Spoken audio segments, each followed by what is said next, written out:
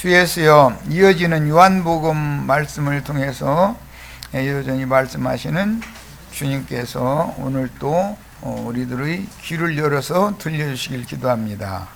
우리의 영과 마음이 오로지 주님을 향해서 활짝 열려 있도록 하늘의 창을 다 열어주시고 심령과 마음에 주님의 임재로 충만히 채워주시기를 기도합니다. 오늘 나누는 말씀들이 진리의 지식을 더하고 하늘의 참 지혜를 얻는 축복의 집회가 되도록 집회 후에 주님의 축복이 있기를 주의 이름으로 기도합니다. 아멘. 아멘. 자, 오늘은 지난번에 해드렸던 자료 8페이지 부분서부터 12페이지까지 약간씩 보충을 해가면서 수정을 했기 때문에 보충 자료를 해드렸어요. 연결을 잘 하시기를 바라요. 자, 8페이지 상단부터 봅니다. 사도 요한은 직접 무덤을 확인한 두 중심적인 제자의 초점을 맞추어 서술했을 것인데, 그게 무덤에 달려간 그 남자 제자들이 둘이었었죠. 여자 제자는 대표가 막달라 마리아였고, 막달라 마리아는 7 귀신을 쫓아내준 여제자였으니까 지난 시간에 충분히 말씀을 드렸고, 오늘부터는 이제 두 제자에 대해서 이제 오늘은 조금 더 보충을 할 필요가 있다 싶어서 이렇게 자료를 약간 보충해 드린 거예요. 그런데 베드로는 3번씩이나 예수를 부인했었던 적이 있었고, 그럼에도 불구하고 그 부활의 날부터는 다시 주님이 안나스와 가야바의 뜰에서 정죄받을 때는 부인하고 밖으로 나갔죠. 그래가지고 이미 통곡했다고 그랬죠. 그런 게 그 후로는 베드로에 대한 기록이 없어요. 그러다가 이제 부활의 날부터는 베드로가 다시 앞장서는 말을 지금 하고 있는 거예요. 그러니까 그 동안의 과정을 잘 생각을 해 보셔야 돼.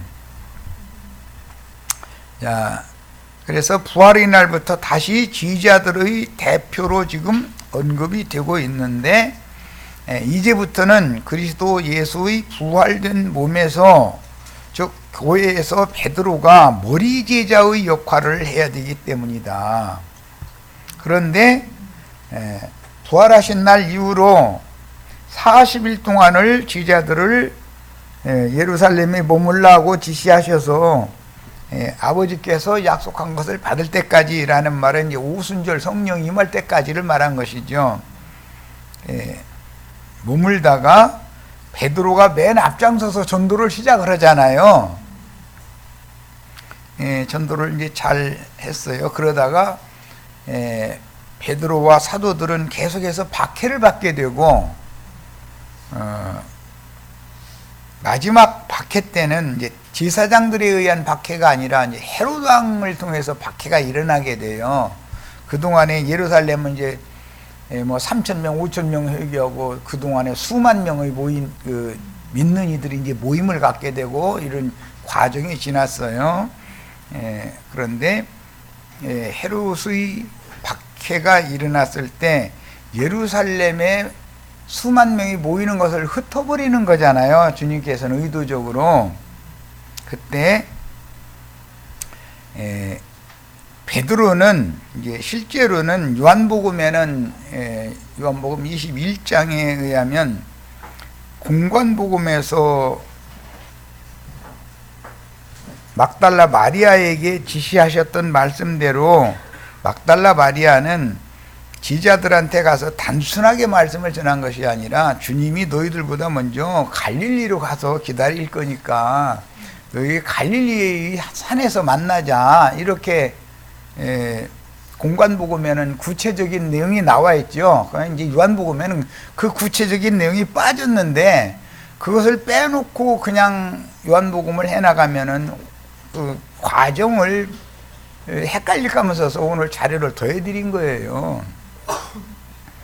그런데 갈릴리에서 만나자 했었을 때 오순절 전까지 또는 오순절 이후로도 예루살렘에 3,000명, 5,000명이 회개하고 유대인들한테 성전에 나가서 유대 교인들에게 전도의 말씀을 전하고 그렇게 하면서 베드로와 11 사도들은 박해를 받았고 대표로 베드로가 박해를 받는 사람이었잖아요. 감옥에도 갇히고 이제 이렇게 했죠. 그랬는데 하나님이 그 동안에 가룟 유다 자리에 마띠아라고 하는 사람을 성령께서 세워놓게 하셨죠. 그런데 주의 성령께서 세워놓게 하신 12 사도의 그 자리에 자칭 사도의 자리에 들어간 사람이 주님의 형제인 육신적인 형제죠. 야고보라는 사람이단 말이에요. 그래서 이제 그 계시록에서는 자칭 사도 얘기가 이제 나오기 시작한 거예요. 나온 거예요. 그러니까 이런 흐름을 잘 알아야 돼요. 야고보는 수많은 신자들과 예루살렘 유대교 지도자들의 행습을 적당하게 섞는 사람이에요. 복음에다가. 그러니까 영광을 당연히 받겠죠. 수만 명한테. 그러나 베드로는 120명의 무리를 별도로 모임을 가질 때 머리 사도로서의 직무를 수행하는 중에 있었고 박해를 받다가 지금 피신한 입장이잖아요. 그런데 그때 옥에서 나와가지고 120명의 성도가 모이는 예루살렘 교회에게 가서 야고보와 형제들에게 나를 박해를 했지만 나는 천사에 의해서 풀려나가지고 나는 이제는 예루살렘을 떠날 거다라고 전해주라 이렇게 부탁하고 떠났죠.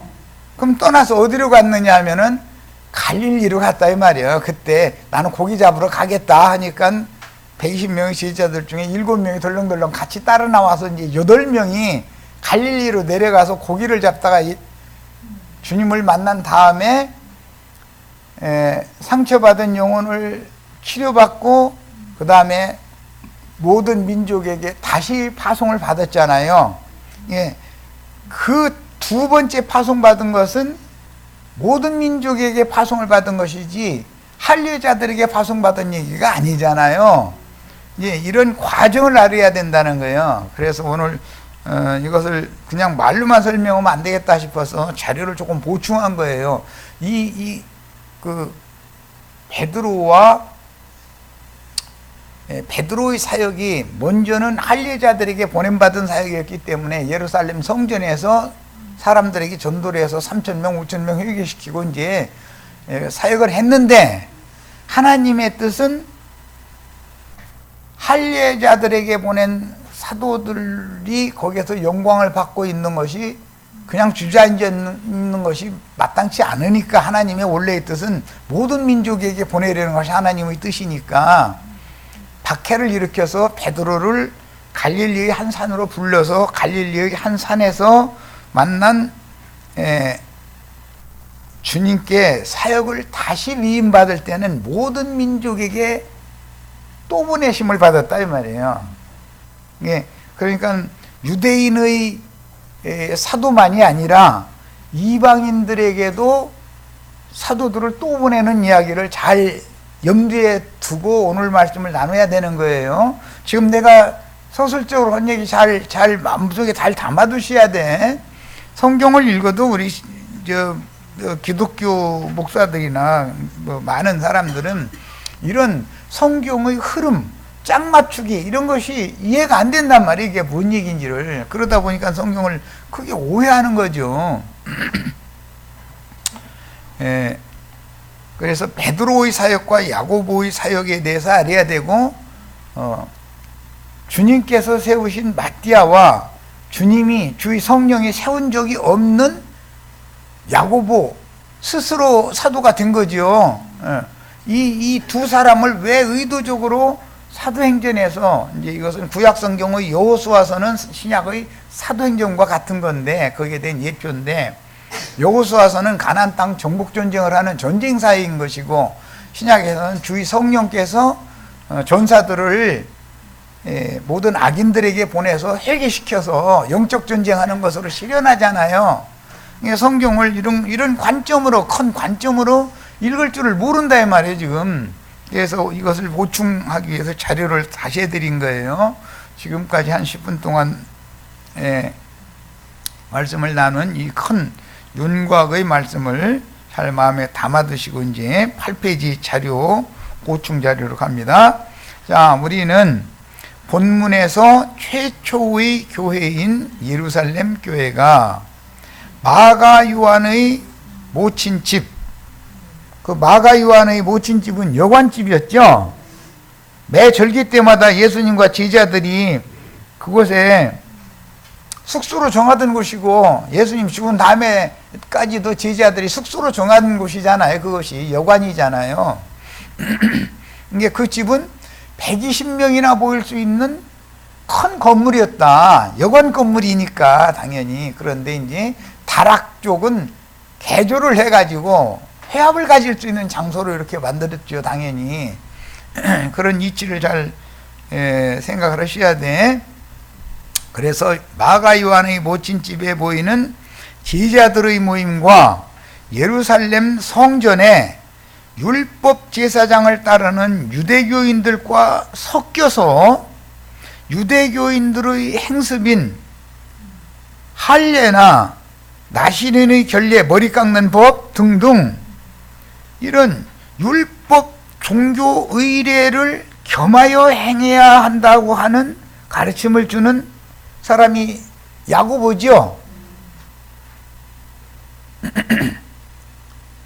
마가 요한의 집에 모이는 성도들과 사람의 손으로 지은 전에 모이는 사람들이 기본적으로는 구분이 되고 순결한 복음만을 전하는 제자들의 사역과 복음에다가 신약 말씀에다가 율법 제도를 살짝 들여와서 섞어서 그것을 꼭 그래도 이것은 해야 된다 라고 주장하는 그런 가르침을 잘 이해를 해야 돼요. 창세기에서 뱀이 하나님의 말씀이 이미 있었음에도 불구하고 여자에게 접근해서 갈라진 혓바닥으로 여자를 미혹하고 여자를 통해서 남편도 금령의 나무 실과를 함께 따먹게 만들어서 죽이는 일을 어떻게 하는지를 지금 신약에서 성취하는 걸 그림을 보여주잖아요. 이것은 실현이잖아요. 창세기는 그림이고. 지금 내가 한 얘기가 얼마나 중요한 얘기를 하는지를 잘 아셔야 돼. 창세기에 믿는 이들을 꾀는 마귀가 어떻게 역사하느냐 이거예요. 어떻게. 그거는 사도행전을 자세히 봐야 안다 이 말이에요. 이게 뭔 뜻인지를. 그래야 계시록에 가서 미혹의 영과 진리의 영을 구분할 수 있단 말이야. 이 땅에는 아예 가라지물인 유대교 지도자들이 있지만 그건 가라지들이니까 말할 것도 없죠.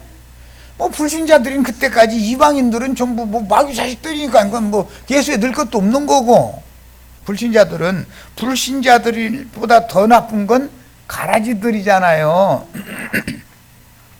그런데 가라지와 진리의 말씀 복음을 맡은 제자들 사이 중간을 이루는 자들이 있다 이 말이에요. 율법도 행하고 모세의 말씀도 행하고 복음도 따르고 이것을 혼합하는 거예요. 하나님의 말씀을, 진리의 말씀을 혼잡시키는 자들이 있죠. 그 바울 사도가 그거와 싸웠잖아요. 가라지와 싸우는 게 아니에요. 실제 가라지는 아예 드러나니까 가있는 못 싸우고 말 것도 할 것도 없는 거지 뭐. 그런데 진리의 말씀을 혼잡시키는 사람들과 싸우기가 더 어려운 거예요. 로마 신부들하고 싸우기가 쉽지 교황하고 싸우는 건 쉽잖아요. 드러난 거니까. 그런데 개혁자들이라고 자부하고 있는 기독교계의 유명한 신학자들이나 목사들과 싸우기는 쉽지가 않잖아요. 이걸 명확하게 구분을 해서 갈라내기가 쉬운 일이 아니기 때문에 그런 거예요.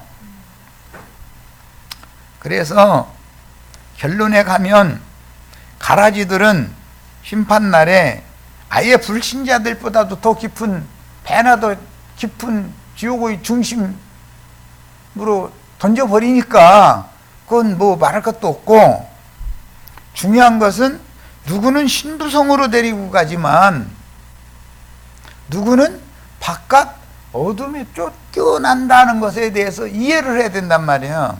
엊그제 우리 말씀 나눌 때 오는 예수님의 예언대로 부활 때에 이기는 자들은 첫째 부활로 일어나서 그리스도로 더불어 제사장이 되어 그 천년이 차기까지 왕노릇하고 세대토록 왕노릇하게 되죠. 계시록에는 그게 이제 새하늘과 새 땅의 왕족들이 되는 거예요.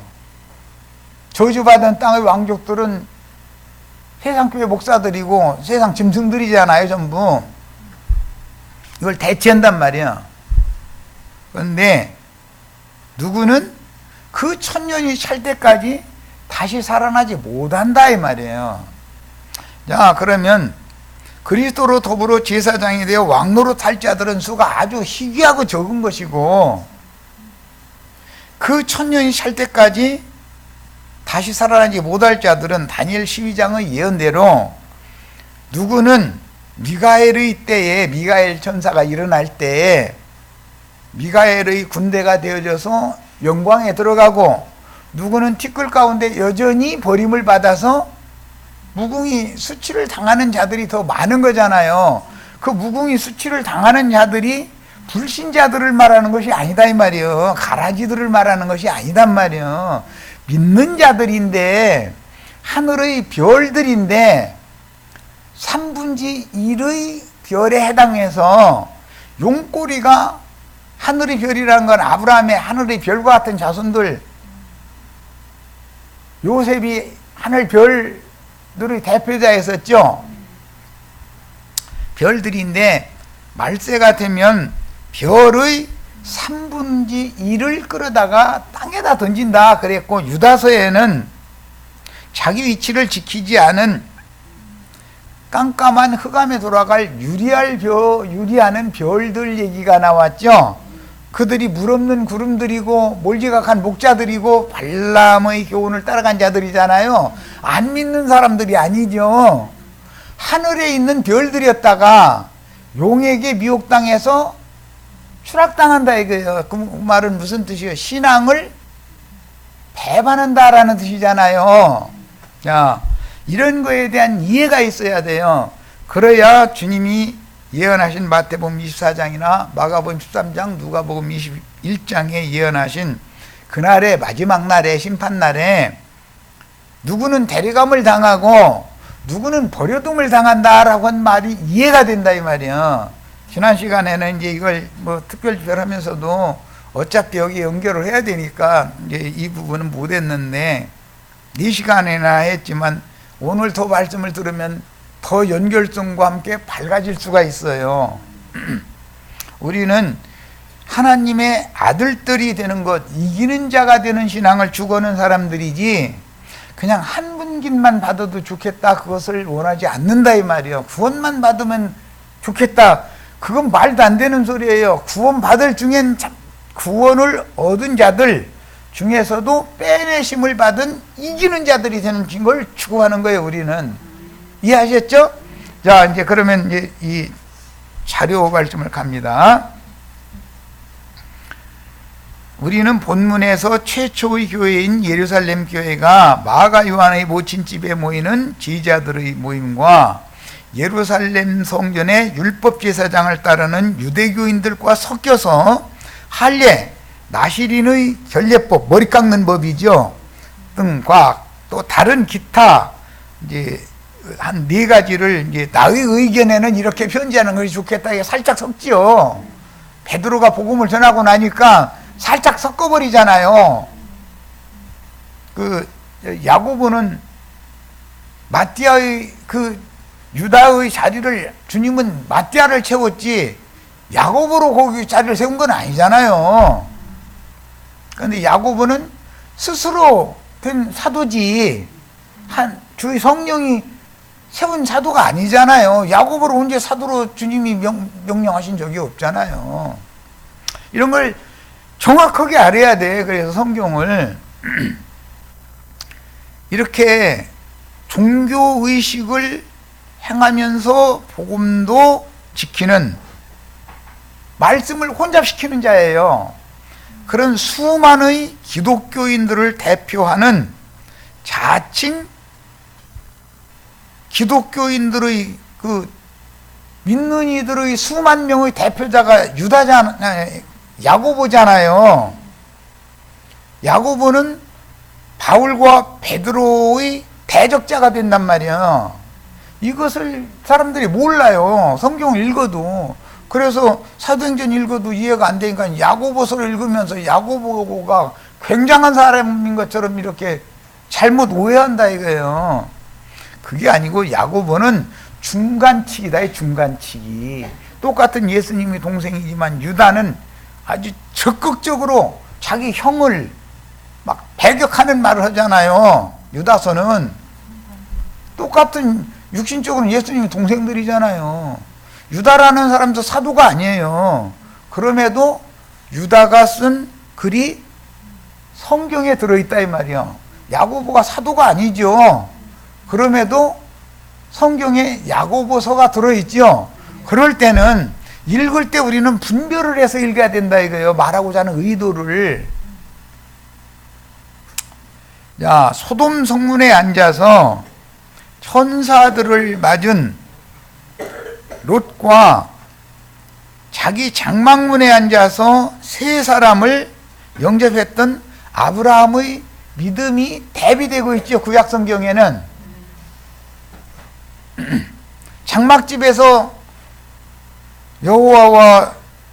여호와의 사자들을 영접했던 베드로의 믿음의 자취로 우리는 쫓아가야 되잖아요. 롯의 신앙을 따라가면 멸망받는 거잖아요.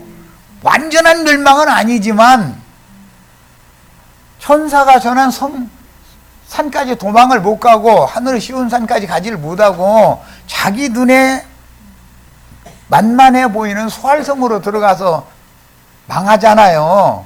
뭔 말인지 아셨어요? 로마 교회에서 개혁을 했으면 아브라함의 자손들을 후사들을 위하여 하늘에 준비하신 한 성까지 도망가야죠. 하늘의 쉬운 산까지 도망가야죠. 장자들이 교회에 가입이 돼야죠. 그런데 개신교 안에 우리는 구원받았다고 떠들고 앉았으면은 무궁히 수치를 받을 거예요. 첫째 부활로 일어날 수 있어요?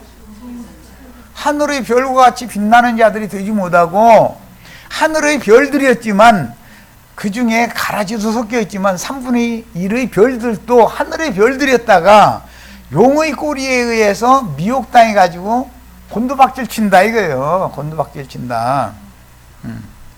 그러면 세상 사람들이야 원래 사탄 마귀 자식들이니까 그건 뭐 생각할 필요도 없이 그냥 그 마귀 세계에 속한 사람들이었었고, 구원받은 사람들 중에 하늘의 별들 중에서 3분의 1이 추락하는 얘기를 지금 하는 거예요.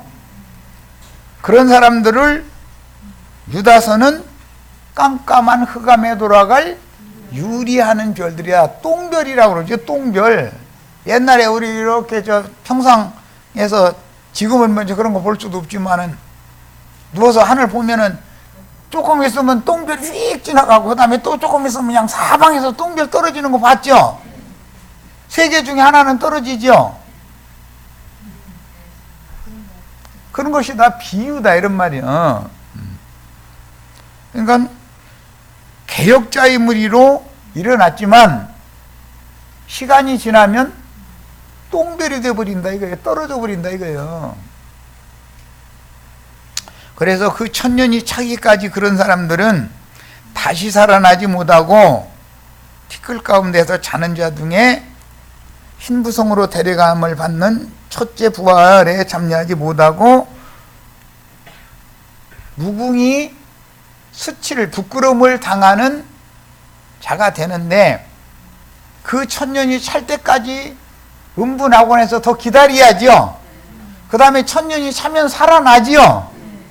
살아나지만 영원히 부끄러움을 당하는 새하늘과 새 땅의 만국 백성들이 되는 것이지 왕들이 되는 게 아니다 이 말이요.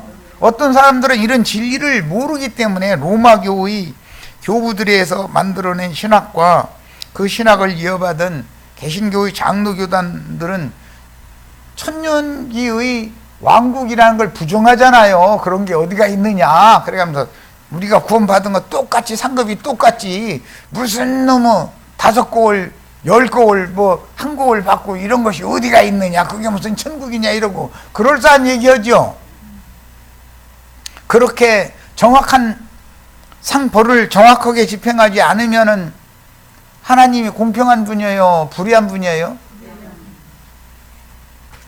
욥의 생각을 잠깐 말씀드리자면, 우리 이제 욥기를 앞으로 이제 일요일 날마다 하니까 하는데, 지가 없으면 고아들 다 밥 못 먹어.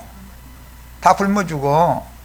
과부들 헐벗고 불쌍히 여김 받을 사람이 하나도 없어, 지가 없으면. 그런데 역으로 지가 고아의 입장이 되고 지 마누라가 과부가 되면 도움을 오히려 누구한테 받아야 되잖아요. 자, 욥이 도움을 받는 입장이 되면 어떨 거냐 그 말이야. 그러니까 도움을 줄 수 있는 모든 조건을 마련을 해주신 분한테 영광을 돌려야지, 지가 고아의 아버지가 되고 과부의 남편이 될 수가 있어요, 없어요? 그런데 중간치 목사님들은 꼭 고짓을 하죠. 뭔 말인지 이해하셨어요? 지가 거지가 돼가지고, 지가 고아가 돼가지고 고아원 생활도 한번 해보고, 지가 과부가 돼가지고 어디 가서 하소연도 못하고 딸린 자식하고 굶게 생겼으면 끌어안고 눈물이나 흘려야 되고, 그런 경우를 지가 당해보면은 그런 큰 소리 칠 수 있어요, 없어요? 왜 그런 생각을 안 해보냐 이거요. 그러니까 너는 살았을 때 네 좋은 것을 받았고, 나사로는 살았을 때 거기서 고난을 받았으니 넌 이것을 생각해라. 그러므로 이제 여기에 와서는 너는 고민을 받고 나사로는 위로를 받느니라. 공평한 심판이죠. 하나님이 얼마나 공평한 분인지를 아시겠죠? 자, 그래서 그 천년이 차기까지 다시 살아나지 못하고 무궁한 부끄러움을 당함으로 최후로는 신부성 밖에 있는 아버지의 나라에 만국 백성들이 겨우 구원을 얻었지만, 영은 겨우 구원을 얻었지만, 만국을 다스리는 새하늘과 새 땅의 왕이 되지 못하고 백성이 겨우 되면 새하늘과 새 땅의 주님 메시아 왕국의 왕들에 의해서 생명나무 잎사귀로 반복되는 치료를 받아야 되는 경우를 뭔 말인지를 알 수가 있다 이 말이에요. 기왕이면 우리는 생명나무 실과를 따먹고 생수를 마음껏 마셔가지고 밖에 나가서 사람들한테 치료를 해주는 사람이 돼야 되겠어요? 치료 받는 사람이 돼야 되겠어요? 얼마나 중요한 얘기를 지금 하고 있는지 아시겠죠? 자, 사도행전 12장 17절로 19절 읽겠습니다.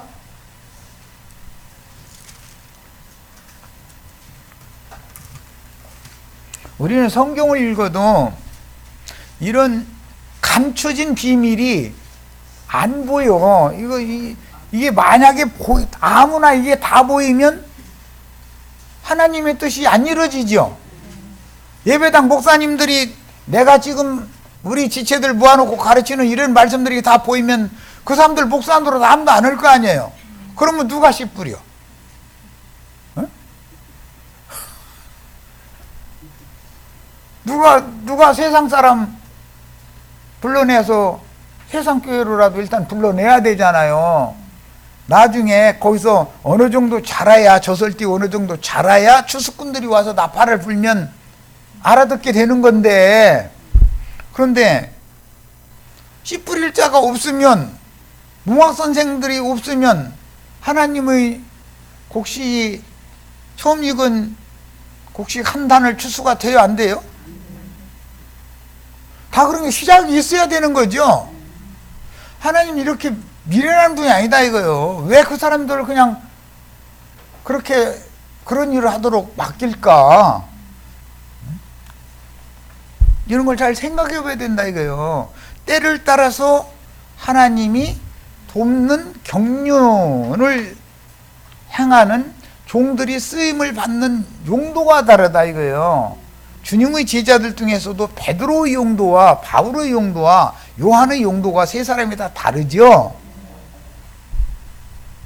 이걸 잘 생각하시고 읽는 거예요. 12장 17절로 19절. 이게 이제 헤롯이 박해를 일으켰을 때죠. 그때는 예루살렘에 믿는 이가 수만이나 되는 때였어요. 네. 그럼 다 나갔어도 수만 명 모이고 뭐 또 120명 중에서도 으뜸 사도로 세움을 받았으면은 우리는 수만 명하고는 상관없어. 우리가 최고야. 이러고 거기서 영광 받으면 나 같아도 예루살렘 안 떠나. 그죠? 그런데 하나님이 생각이 있다 이거예요. 유대인의 무화과의 이파리의 때를 끝내고 나무들의 때, 이방인들의 때로 시대를 전환을 해야 될 필요가 있기 때문에 먼저 예루살렘 교회를 번성시킨 다음에 박해를 일으켜서 흩어지게 만들고, 흩어진 사람들이 사마리아와 안디옥까지, 이방 땅에까지 가서 전도를 해서 다시 안디옥 교회를 딱 세우게 만들어 놓고 나서 하시는 일이 있다 이거예요. 그렇게 안 하셨으면 우리 같은 이방인들이 구원 받아요, 못 받아요? 하나님이 얼마나 치밀하신지 아시겠죠? 자, 그걸 염두에 두고 이때는 헤롯이 박해를 일으켜서 예루살렘에 모여있는 말씀 맡은 종들을 흩어버리는 때가 온 거예요. 그런데 그동안에도 예루살렘에 말씀을 전하기 위해서 베드로와 사도들은 박해를 받았고 야고보는 대우를 받았고 이제 그런 일이 있었죠. 이거는 이제 염두에 두시고 읽어 나가는 거예요. 17절로 19절 읽어 나갑니다. 베드로가 그들에게 손짓하여, 그들은 마가 요한의 어머니 마리아의 다락방에 모인 예루살렘 교회 사람들을 말하는 거예요. 예루살렘 교회는 베드로가 헤롯에 의해서 투옥됐을 때 풀어나게 해달라고 모여서 기도했었죠. 예루살렘 사람들이 베드로 풀어달라고 기도해요, 안 해요? 갇혔는지도 몰라. 관심도 없고. 지금 내가 하는 말 잘 생각해 두셔야 돼. 조용하게 하고 주께서 자기를 이끌어 옥에서 나오게 하던 일, 이 옥이란 필락테라는 게 이게 굉장히 중요한 단어예요. 계시록 18장에는 귀신들의 처소고 악령들이 옥이잖아요, 거기가. 말하고 또 야고보와 형제들에게 이 말을 전하라. 이 말이라는 건 베드로가 헤롯의 박해를 당하여 투옥됐지만 하나님의 전사를 보내서 그를 옥에서 풀어서 나오게 했다. 그런데 나온 다음에 예루살렘 120명 주님의 교회에 우두머리 노릇을 계속 하고 있으면은 다시 잡아다 인부인은 죽이겠죠. 그럼 어떻게 해야 돼요? 피신해야죠. 그럼 그때 생각이 난 게 뭐냐? 막달라 마리아에게 전언을 하게 해주셨던 말씀이, 내가 너희들보다 먼저 갈릴리로 가서 기다릴 거니까 위급한 상황이 올 거야 분명히. 그럼 그때 갈릴리로 도망와, 그렇게 전해놨죠. 그 삼국지연의 뭐 이런 책을 읽으면은 어떤 귀인이 비밀스러운 종이를 이렇게 한 장 주고, 최고로 죽을 수밖에 없는 상황이 되면 그때 한번 열어봐라, 미리 열어보면 안 된다 그러죠.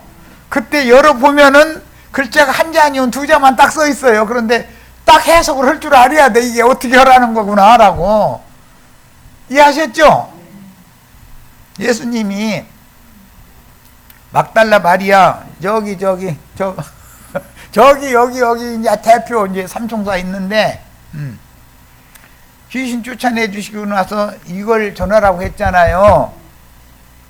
내가 나의 지휘자들, 내 형제들보다 먼저 갈릴리로 가서 기다릴 거니까 거기에서 만나자고 전해줘라 그랬는데, 앞에 말씀한 바는 내 아버지께서 약속하신 것을 너에게 부어줄 텐데 그것을 받기까지는 예루살렘을 떠나지 말고 기다려라 그랬죠. 그러니까 언제는 예루살렘에 있어라 그랬고 어디에 보면 갈릴리로 와라 그랬는데, 그 사이에 저거는 종이에 써준 비밀의 글자가 있는 거다 이 말이에요. 지금 이해하셨어요? 그럼 그걸 해석할 줄 알아야죠. 비밀의 문서를. 오늘 우리는 이걸 읽는 거예요.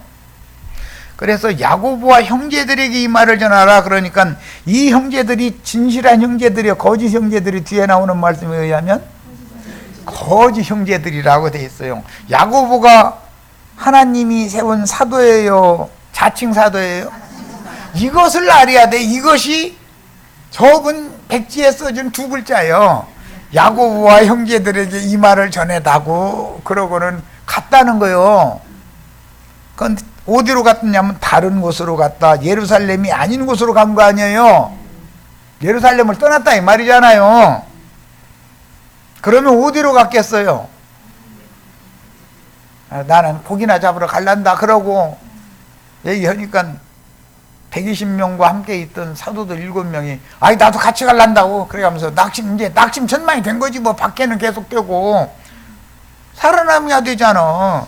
그래서 피난을 간 것이 갈릴리로 갔는데 피난처가 되시는 예수를 만났다 이 말이에요. 거기에서 헤롯은 죽이려고 그러지만 예수는 생명을 회복시켜 주시고 사명을 다시 맡기죠. 유대인들에게 보내는 사명을 맡기는 게 아니죠. 이제 두 번째 사명은 모든 민족에게 나가서 제자를 삼아서 아버지와 아들과 성령 이름으로 침례를 주고 내가 너에게 분부한 모든 것을 가르쳐서 지키게 해라. 이렇게 두 번째 분부를 또 주시죠. 그래서 이방인의 때를 지금 시작하시는 중이다 이런 말이에요. 이해하셨어요? 이것은 똑같이 성경을 읽지만 내가 읽는 성경과 기독교계 신학자들이 읽는 성경이 다르냐? 글자는 똑같아요. 똑같은데 백지에다가 꼬기작 접어가지고 글자 두 자 딱 적어놔주고 제일 위급할 때 딱 펴봐라. 그럼 너 살 길이 생길 거다. 이것이 이루어지고 있죠.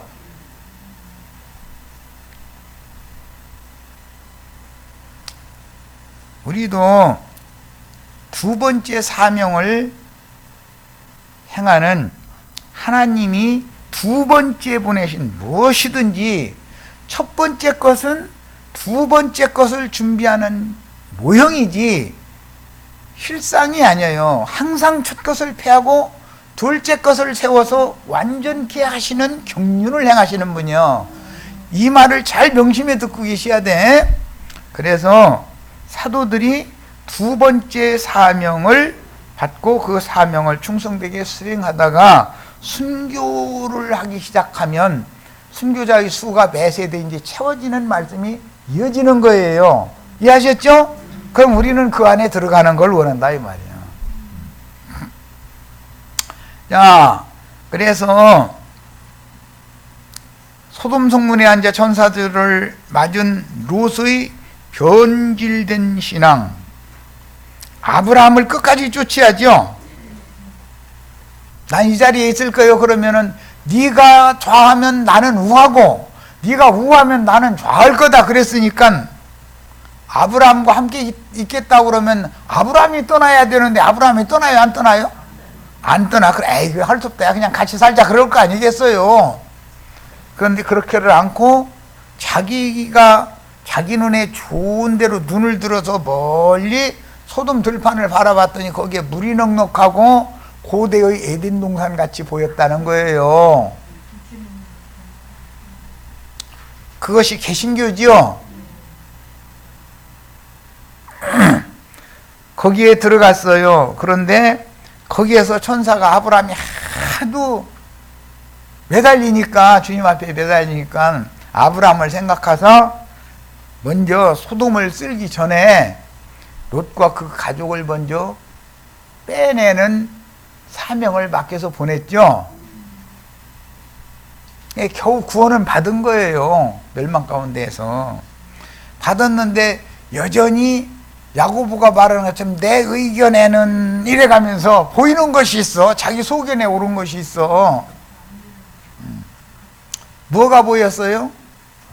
소활성이 딱 가까운 작은 소활성이 보이는 거예요. 항상 자기 소견에 옳은 대로 좋아 보이는 것을 택해. 루시라는 사람은 신앙은 그래. 죄를 져도 큰 죄를 져요. 그거 뭐 죄 없는 놈 어디 있어. 다 그런 죄 져요. 이 사람 잡아 이놈이고.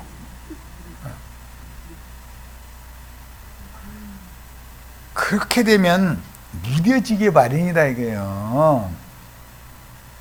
그래서 아브라함을 떠날 때도 눈을 들어서 자기가 좋아 보이는 것으로 갔고 소돔성에서 겨우 건짐을 받고도 눈을 들어서 자기가 좋아 보이는 성으로 가는 거예요. 그런데 결과적으로는 망하게 되더라 그런 말이야. 그러니까 우리 형제 자매님들은 아이 나는 기독교 떠났으니까 안심하고 계시면 돼야 안 돼요? 내 눈에 좋은 대로 행하면 돼야 안 돼요? 우리 이영애처럼 말 좀 잘 들어봐. 그런데 진작에 말을 잘 들어야지. 다 그냥 죽살일치게 만들어 놓고서 꼭 거기까지 가본 다음에 말 들을 필요는 없어. 내가 여러 번 부탁해. 나는 갈 때까지 가본다고 고집 부리지 말고 미리 내 말 좀 듣고 나랑 같이 이게 신실한 신앙생활을 하다가 일생을 마치자 그러면 아멘 하고 하자는 대로 해야지. 그런데 사람이 뭐 조금이라도 남아있으면 그렇게 돼야 안 돼요. 이게 쉽지 않아. 나부터도 이거 안 돼. 남는 것은 아이고 허리야 어깨야 사방인데 남은 건 이것밖에 없어야 되고 아니면 사방에 빚쟁이들이 전화 와가지고 집에 있어? 나 갈게 뭐 이러고 전화 오면 덜커덩 오고 그 시간 되면 도망가야 되고 이런 걸 해봐야 돌이키지. 이런 경험을 앞서서 해본 사람이 가르치면 아 나에게도 똑같은 일이 있겠구나 해야지. 아이 나는 다르다고 생각하면 돼요? 난 다 그거 해봤으니까 가르치는 거예요. 그러니까 나처럼 하지 마, 우직하게 하지 말라 그런 거예요 자꾸. 회복시키려면 얼마나 힘들어. 주님도 힘들고 본인도 힘들고. 확신 아프고 뼈다고 아프면 뼈다고 뭐 고쳐주는 의사 찾아다니면서 헛돈 써야 되잖아. 시간 보내야 되고. 그렇다고 완전한 치료가 있나 그게? 조금 며칠 지나면 도로 그렇고 이미 뭐 세상 말로 골장 날 대로 다 난 놈이고 그게 어떻게 하루아침에 그게 치료가 되나 그게. 그렇게 어리석은 짓을 하지 말라 이 말이야. 자 이번에는 14장으로 갑니다. 그 사이에 베드로가 예루살렘을 떠나서 갈릴리에 가서 고기 잡다가 주님 만나서 주님이 다시 모든 민족에게 파송하심으로 예루살렘에 다시 올라왔을 때 그 중간이 이제 12장 13장 전반부까지가 13장까지가 그 이야기고 안디옥에 교회가 세워진 이야기까지가 그 이야기잖아요. 이방 땅에 교회가 세워졌죠, 이제. 자, 이제 14장으로 갑니다. 21절, 22절 읽겠습니다. 복음을 그 성에서, 그 성이 어디죠? 안디옥이단 말이에요. 안디옥. 전하여 많은 사람을 제자로 삼고 루스드라와 이고니온과 안디옥으로 돌아가서 제자들의 마음을 굳게 하여 이 믿음에 머물러 있으라 권하고, 안디옥 교회를 세우고 다시 안디옥 교회에서 파송한 바나바와 사울이 이방인들에게 가서 전도하고 안디옥 교회로 돌아간 얘기잖아요, 지금. 하고 나서 또 우리가 하나님의 나라에 들어가려면 많은 환난을 겪어야 할 것이라 하고, 잘 기억해 두세요. 각 교회에서 장로들을 택하여 금식 기도하며 그들이 믿는 주께 그들을 위탁하고, 비시디아 가운데로 지나서 밤빌리아에 이르러 말씀을 버가에서 전하고 아달리아로 가서 거기에서 배 타고 안디옥에 다시 돌아온 얘기예요.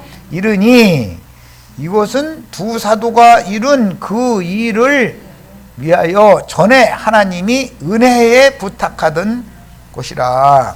전에 하나님의 은혜에 안디옥 교회 신자들을 부탁하고 떠났다가 지금 다시 돌아왔죠. 바울과 바나바가. 그들이 이르러 교회를 모아 하나님이 함께 행하신, 이방인들에게 행하신 일이에요. 모든 일과 이방인들에게 무엇을 열어요? 믿음의 문을 여신 것을 보고하고 지자들과 함께 오래 있으니라. 이제부터는 이방인의 때가 시작이 되는 거죠. 지금까지 쭉 설명한 거 지금 연결을 하는 거예요. 예루살렘 교회에 왜 환란이, 헤롯의 박해가 왜 일어났으며 흩어진 집사들과 사도들이 이방 땅으로 나가서 이방인들에게 전도를 했는데 이방인들이 구원을 얻는 새 시대가 왔다, 이 말이에요, 지금. 자, 이제 15장으로 갑니다. 어떤 사람들이 유대로부터 어디로 내려왔어요? 이방인들의 교회, 이방인들의 사도들이 나가서 전도한 곳에 내려와서 형제들을 가르치되, 유대로부터 내려온 사람들은 야고보와 함께 모이는 사람들이죠. 야고보와 함께 모이는 사람들 중에 그래도 장로들을 말하는 거예요. 여기서는 너희가 모세의 법대로 할례를 받지 아니하면 능히 구원을 받지 못하리라 하니, 바울 및 바나바와 그들 사이에 적지 아니한 다툼과 손할례를 받아야 된다, 받지 말아야 된다라고 많은 다툼을 가졌다, 이 말이죠. 변론이 일어난지라 형제들이 이 문제에 대하여 손할례를 받아야 되는지 받지 말아야 되는지, 또 모세의 율법을 지켜야 되는지, 모세의 율법을 지키지 않고 그리스도의 법을 지켜야 되는지에 대해서, 이 말이죠. 바울과 바나바와 및 그 중에 몇 사람을 예루살렘에 있는 사도와 현재 예루살렘에 있는 사도는 갈릴리에 내려갔다가 모든 민족에게 두 번째 사명을 받은 사도들이 올라온 상태예요.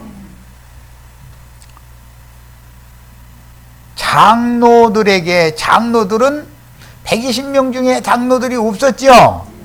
수만 명 중에는 장로들이 있었죠. 지금 한 말을 잘 생각하셔야 돼. 야고보와 예루살렘 성전에 모이는 수만 명 중에는 장로들이 있었어요. 그런데 120명 중에는 장로들이 있었다는 말은 없잖아요, 성경에. 보내기로 작정하니라. 그들이 교회의 전송을 받고 베니게와 사마리아로 다니며 이방인들이 주께로 돌아온 일을 말하며 형제들을 다 크게 기뻐하더라. 예루살렘에 이르러 교회는 120명이죠. 120명 중에 사도들이 함께 있었어요. 그 다음에 사람의 손으로 지은 예루살렘 신전에 야고보와 유대 교인들이 함께 모이는 사람들 중에는 장로들이 있었죠. 이 사람들이 이방인의 사도들이 이방인들에게 전도해서 구원을 얻었을 때 예루살렘의 야고보에게서부터 보냄을 받아가지고 내려온 사람들이죠. 이 장로들은 유대로부터 내려와서 형제들을 가르치되 모세의 법대로 할례를 받아야 되고 모세의 율법도 행하고 복음도 행하고 해야 된다, 이걸 주장했다는 사람들이란 말이에요. 장로들이에요. 그 사도와 장로들에게 영접을 받고, 이 말씀은 갈라디아 이제 1장에 바울 사도가 이제 한 말씀을 이따 읽을 거예요. 보면 사실은 베드로를 만나러 간 거지 야고보를 만나러 간 건 아니었었죠. 그런데 예루살렘에 갔을 때 야고보가 대장로로 서고 있음으로 인해서 베드로와 야고보를 거기에서 만났던 얘기가 사도행전 15장 얘기가 갈라디아 1장에 나오잖아요. 야, 이방인에게 장로들에게 영접을 받고 하나님이 자기들과 함께 계셔서 행한 모든 일을 말하니까 바리새파 중에서 믿는 이들이에요. 안 믿는 사람이 아니고, 오늘날의 정통 보수 주장하는 사람들 중에 믿는 이들 많죠. 믿는 사람들이 일어나 말하되 이방인에게 할례를 행하고, 이방인들한테도 손할례를 행하라 이거예요. 모세의 율법을 지키라고 권하는 것이 마땅하다, 이렇게 주장을 하는 거예요. 야, 그러니까 사도들과 장로들은 지금 반대편에 서지요. 변론을 하는 거예요. 장로들은 야고보 편에, 사도들은 베드로 편에 서는 거예요. 해가지고 변론을 하는 거예요. 이 일을 의논하러 보여서 많은 논쟁이 있었어요. 사도들 편과 장로들 편에 논쟁이 있는 거예요. 있은 후에 베드로가 일어나 말하되 형제들아, 너희도 알거니와 하나님이 이방인들로 내 앞에서 복음의 말씀을 들어 믿게 하시려고, 이방인들에게도 복음 말씀을 들어서 믿게 하시려고 오래전부터 너희 가운데서 나를 택했다. 이 말은 내가 헤롯의 박해를 피해서 갈릴리로 내려갔을 때 주님께서 나를 다시 너는 할례자에게만 보내는 것이 아니라 모든 민족에게 또 보낸다, 두 번 말씀을 하셨다, 지금 그 말이잖아요. 또 마음을 아시는 하나님이 우리에게와 같이 이 유대인들인 자신들과 같이 그들에게도, 이방인들에게도 성령을 주어 증언하시고 믿음으로 그들의 마음을 깨끗이 하사 그들이나 우리나 차별하지 아니하셨느니라. 이게 복음이죠. 이방인이 때가 왔다 이 말이잖아요 지금. 그런데 지금 너희가는 장로들, 야고보와 함께하는 수많의 기독교인들, 의 대표자들, 장로들 보고 하는 말이에요. 너희가 어찌하여 하나님을 시험하여 우리 조상과 우리도 능히 매지 못하던 멍에를, 이것은 율법 멍에를 말하는 거죠. 멍에를 제자들의 목에 두려느냐. 그러나 결론입니다. 우리는 그들이 우리와 동일하게, 이방인들도 유대인들 중에서 구원 얻은 우리와 동일하게 절쳐놓습니다. 주 예수의 은혜로 구원받는 줄을 믿노라 하니라. 이게 복음이죠. 야, 베드로가 이렇게 해서 확정적인 말을 했으면 야고보가 일어나서 딴소리 하면 돼요, 안 돼요? 안 돼요. 절대로 안 되는 거예요. 베드로는 주님이 머리 사도로 세워서 2번 보낸 사도예요 지금. 네. 두 번째 보냄받은 사도의 확증이에요. 그런데 12절 온 무리가 가만히 있어 바나바와 바울이 하나님께서 자기들로 말미암아 이방인 중에서 행하신 표적과 기사에 관하여 말하는 것을 듣더니 말을 마침에 야고보가 대답하여 이르되, 야고보는 주의 성령께서 세운 적도 없고 인자 예수께서 세운 적도 없죠. 야고보는 예수님이 말씀 전할 때 미쳤다고 동생들 데리고 와서 트집 잡던 사람 중에 하나죠. 그 대장했잖아요. 자기 형 미쳤다고.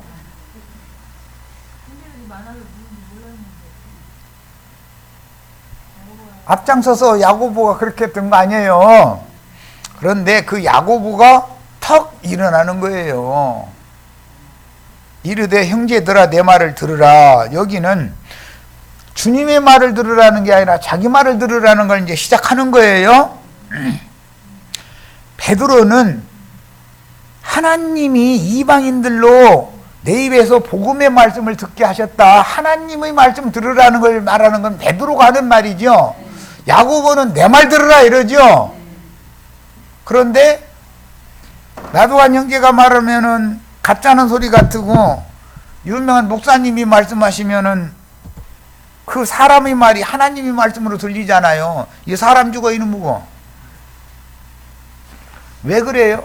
분별이 없어서 그래요. 분별이 없어서. 나도간 형제처럼 성경을 안 읽으니까. 똑같은 성경에 글자로는 똑같아. 그런데 이렇게 꼬기자 해서 네가 죽을 위경에 처했을 때 슬쩍 열어봐 그것은 안 보여. 그 사람들에게는. 그 사람들에게 그게 열린 말씀이 그 사람들에게 주어지면 하나님의 뜻이 이루어져요, 안 이루어져요? 잘 판단해서 들으셔야 돼. 내 말을 들어라 이래요. 누가 하는 말이에요? 야고보의 말을 들어야 돼요? 하나님의 말씀 들어야 돼요? 구분이 금방 와야죠. 하나님이 처음으로 이방인 중에서 자기 이름을 위할 백성을 취하시려고 그들을 돌보신 것을 시므온이 말하였으니, 시므온은 베드로가 지금 확증했다 이거예요. 바울과 바나바가 보고를 하니까 베드로가 확증을 한 거예요. 선지자들의 말씀이 이와 일치하도다. 그게 뱀은 하나님의 말씀을 몰라요, 인용 안 해요? 다 하나님의 말씀을 인용해서 미혹하죠. 아모스서를 지금부터 이제 인용을 하는 거예요. 이후에 내가 돌아와서, 이거 아모스 9장에 나오는 말이죠. 다윗의 무너진 장막을 다시 지으며 또 그 허물어진 것을 다시 지어 일으키리니 이는 그 남은 사람들과 내 이름으로 일컬음을 받는 모든 이방인들로, 남은 자들은 유대인 중에 남은 자들이고 이방인들로 주님을 찾게 하려 함이라 하셨으니, 성도를 너무 잘 알고 있죠. 즉 예로부터 이것을 알게 하시는 주의 말씀이다. 이것이 함과 같으니라. 거기까지는 주님의 말씀 인용한 거죠. 아모스서 인용을 해서 잘 얘기했어요. 그러므로 토를 딱 따라가면서 내 의견에는 이러고 앉았어. 그러면 야고보의 의견을 들어야 돼요? 하나님의 말씀만 들어야 돼요? 어떻게 섞는지 아시겠죠? 이제 하나님의 말씀에 뱀의 말을 섞는 수단이 어떻게 들어오는지, 창세기에서 뱀의 미혹을 여자가 받는 그 과정을 이해를 잘 하시기를 바라요. 창세기에서 뱀이 하나님의 말씀을 모르고 있어요? 알고 있어요? 알고 있어요. 그런데 그 하나님의 말씀만 하는 것이 아니라 뱀의 말을 슬쩍 갖다 섞는다 이 말이에요. 그것이 지금 구약은 예표죠. 이렇게 신약에 성취되는 얘기를 하는 거예요. 그런데 이런 성경 해석을 하면은 그 이단 나왔더만 그래요. 누가 이단인지는 이제 보시면 알아. 자, 의견을 말하는 죄, 이방인 중에 하나님께로 돌아오는 자들을 괴롭게 하지 말고. 참 좋은 말이요. 뭔 일이 있을 때 그래서 어째 얼마나 힘들고 어려워 막 숨 넘어가려고 하는 사람 살려주는 말 하는 것처럼 해가면서 같이 막 끽끽대고 울고 앉았고 이러면은 혹할 수 있죠. 그거 혹해야 돼요. 분별해서 드려야 돼요. 사람의 마음에, 사람의 의견에, 소견에 옳은 좋아 보이는 것을 따라가는 것이 인간의 약점인데, 마귀는 인간의 약한 부분을 파고든다 이거예요. 항상. 뭔 말인지 아셨죠? 네. 그래서 다만이라고 하는 말이 이게 사람 죽이는 얘기다 이거예요. 다만이라는 것은 복음도 지켜야 되지만 이것도 섞어서 해야 된다. 지금 그걸 말하고자 하는 거잖아요. 다만 우상의 더러운 것과 음행과 목매어 죽인 것과 피를 멀리하라고 편지하는 것이 옳으니, 이 말은 야고보의 말이고 야고보의 의견이죠. 이건 복음이 아니죠. 복음 속에는 이미 이게 다 들어있는 거죠. 유대인의 율법을 요약해서 4가지로 요약해서 이거만큼은 행해야 된다 이거예요. 복음도 행하고 율법도 지키고 해야 된다 이거예요. 이와 같이 섞는 거다. 이런 사람들 보고 거짓 선지자라 그래요. 거짓 선지자. 너무나 옳은 소리죠. 여기 틀린 말 한마디나 있어요? 너무나 옳은 소리지. 이는 이제 지금부터 본색이 드러나는 거. 예로부터 각 성에서 모세를 전하는 자가 있어. 우리 주님의 보냄을 받으면 예수 그리스도를 전해야 되죠. 모세를 전하는 자가 각 성에서 안식일마다, 유대교인이라는 건 안식일 교인들이죠. 안식일마다 회당에서 그 모세의 글을 읽습니다. 그랬어요. 자, 여기에 그때 당시 사도와 장로와 온 교회가 야고보가 하자는 대로 따라가는 거예요. 그것은 여자가 먼저 먹고 자기 남편에게도 주매 그도 먹은지라 같은 이제 지금부터 나오죠. 이렇게 되는 거예요. 자, 여기까지 해서 첫 시간 마칩니다.